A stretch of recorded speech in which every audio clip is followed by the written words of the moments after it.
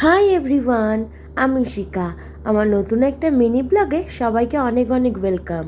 আজ হলো শুক্রবার আর আজ আমরা বেঙ্গালুরু থেকে কলকাতা ফিরছি। মিস্টার পল অফিস থেকে ফেরার পর আমরা ওই 6:45 দিকে বেরিয়েছিলাম আর এয়ারপোর্টে ঢুকতে ঢুকতে সময় হয়ে গেছে 7:30। সিভি রামাননগর থেকে এয়ারপোর্টের ডিস্ট্যান্স 23 কিলোমিটার মতো।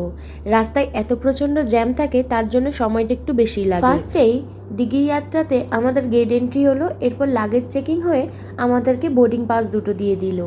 গেট এন্ট্রি লাগেজ চেকিংয়ের পরেই হয় হ্যান্ডব্যাগ অ্যান্ড শোল্ডার ব্যাগের চেকিং অ্যান্ড সমস্ত রকমের ইলেকট্রনিক ডিভাইসের চেকিং। ইভেন আপনি যদি লেদারের জ্যাকেট বা জিন্সের জ্যাকেট বা লেদারের শু কোনোটাই পরে থাকেন সেটাও চেকিং ট্রেতে দিতে হয়।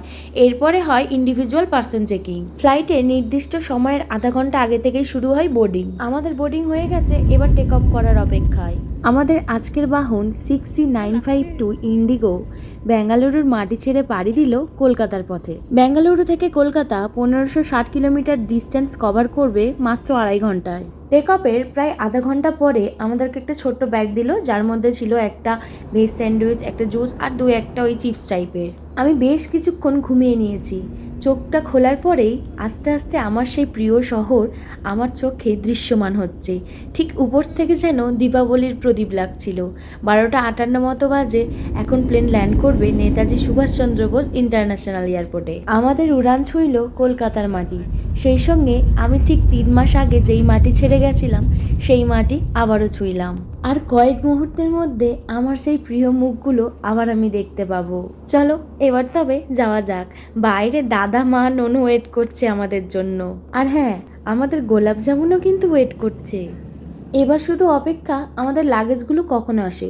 যাই হোক, অনেকক্ষণ অপেক্ষা করতে করতে এই লাগেজটা তো চলে এসেছে, আর আমার এই বড় লাগেজটা অনেকটা পরে এসেছে।